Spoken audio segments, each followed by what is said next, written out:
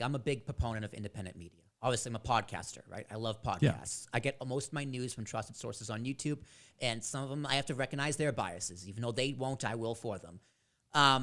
But with independent news, also has problems because they don't have access, and they have their biases, and they can get audience captured. You can get corporate capture with Pfizer's money feeding your audience in your pocketbooks.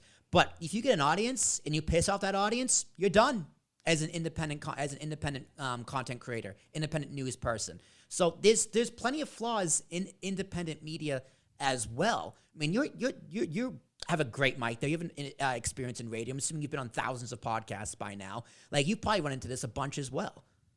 Well, so what's interesting is I have a somewhat contrarian, surprise, contrarian point of view about it. I think that we, listen, there's multiple ways to go. I'm going to be the last person to tell anybody what's right for them, right? I hope that's been made abundantly clear. But at the same time, I do have some concerns about the indies trying to play the same game as the big media outlets.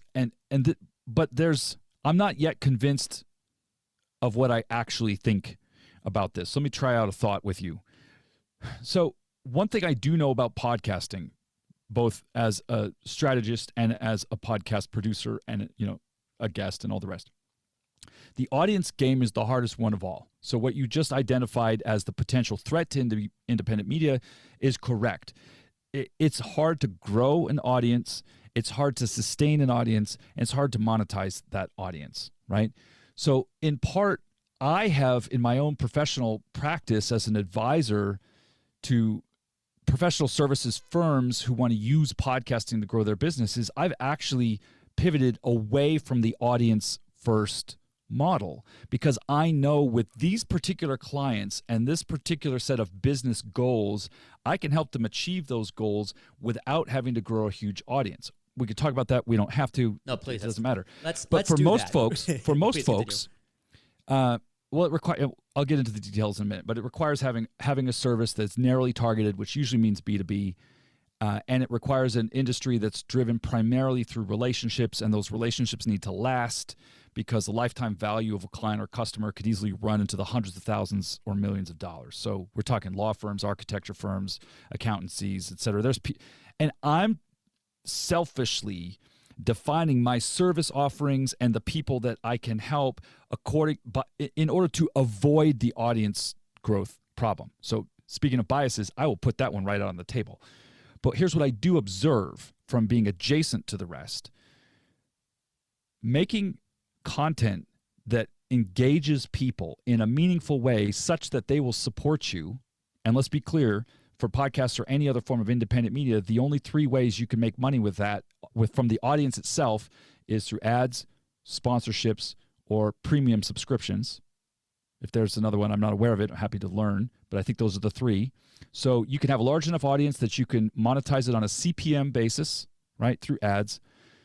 You can have either a large or a hyper niche and targeted audience that you can monetize through sponsorships. So somebody who wants to reach that group of people. I know folks that have a very, very monetarily successful show with only 1,000 downloads because it is a niche audience that a sponsor wants exclusive access to. So they just buy the whole inventory for the whole show, and they'll make $1,000 an episode, and that can be very meaningful, right? So ads, sponsorships, or premium subscriptions, the Patreon type model, the Substack type model in writing, things of that nature. So, but how do you make that kind of content? I mean, you're going to know the answer to this better than me, Will, because I'm not even playing that game. That is hard. Well, it's hard. Seeing as that I don't do either of those three. But what I do is, and this is something that a few weeks ago, Keith Hayes, a friend of the show, grew up in my neck of the woods, and he's been podcasting since like 2006. Right? So people have been telling him forever, like, this is not going to work, this is not going to work. And he says something brilliant.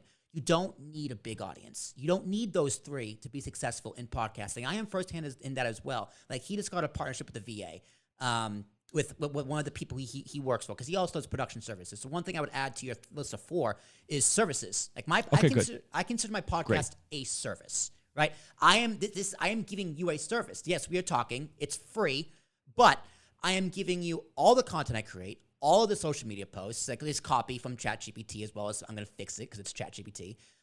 But like I'm giving you a service, giving you all the content for you to use as well as for me to use. Will that help me get an audience? Hey man, I hope so. But audience is my number one focus, because who is my audience? On YouTube, no idea. TikTok, not a clue. In real life, I can name you all of them, because those are the people who matter most to me. The people in real life, not my boss, not her boss. Her boss came up to me at work and was like, hey, Will, I heard you had a podcast with Alan. Like, send me a link. How'd that go? Oh, so I work, so my full-time job is a live stream producer. So she knows, now my boss's boss's boss knows, who can determine if I get promoted or even go full-time with better benefits, knows I do a podcast. That is the value of my podcast, not the audience, not perfect. Advertisements.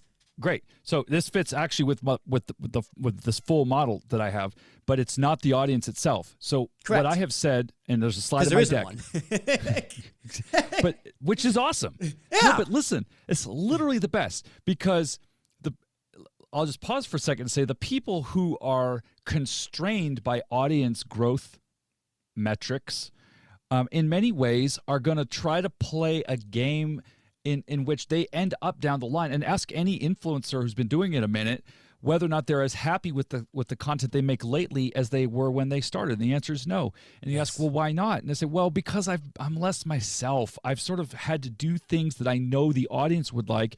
And now that I've got this audience and I'm making reasonable amount of money through these brand deals, I try other things, and like the engagement drops, and I'm like, oh man, so I'm trapped, Yeah, they're not literally trapped, but they can feel they are that trapped. way. They are. They're emotionally and mentally and physically trapped. Yeah. So feel like I say that there's 3 untapped opportunities in podcasting, but I would apply this to all indie media, because I don't think there's anything, just like I don't think humans are the most significant and special species on the face of the earth, I don't think that podcasts are the most special and significant form of media. By the way, that just saying that pisses off a lot of self-appointed podcast experts. I agree with you. But I don't care. Podcasting isn't there yet, but I agree with you. But it doesn't matter. It's just, it'll be there, it'll never be there, and it could still be special, you know? So here's the 3 untapped opportunities, right? The first is relationships. That's the biggest one in my view. Networking. And that's what I'm doing for my clients with the shows we produce. And listening to your description, that's what you're doing. Yeah, so I'm networking. Your Absolutely. podcast is networking. Your podcast is relationship building. And even the consumption of it, oh, hey, I heard you had a podcast, I'm going to go listen to a couple episodes of it, is a relationship building phenomenon. That person may not subscribe and pay you $5 a month through Patreon or some other nonsense. I don't care. Exactly. I don't care either. So that makes us align. So relationships is the first one. And there's a couple of ways that you can get those relationships. But I like the one that features on the guest, so that, I'm building shows for my clients that the podcast itself is a relationship engine. Mm-hmm. And I get the sense you're doing that same thing as well. Okay. So relationships. The second one is related but different. Reputation. So I absolutely believe that podcasting, like many other forms of independent media, can be phenomenal for building a reputation. And this could involve hosting a show like you're doing, or it could involve guesting on shows like I'm doing right now. So reputation is about what? Getting known for who you are, your personality, your unique point of view, and your skills. So if I have a client who says, I really want a podcast to build my reputation, my first recommendation is not to start one, but to do a kind of a guest tour and actually develop some ways to share their thought leadership, which means you have to have thoughts first. Share your stories, share your strongly held opinions and point of views. This was like the first, 50 minutes of what we were doing, talking about, well, who's this guy? How does he see the world? What do you think about this? What do you think about that? I probably pissed a bunch of people off and they stopped listening. And some people are like, wow, that's really interesting. I don't know. We'll find out in 10 years, right? Yes, we will. The third one is reach. And I define this very, very differently. So reach is traditionally an old-fashioned mass media metric, which simply means the sheer number of people, right? Like downloads, unique listeners, those kind of metrics.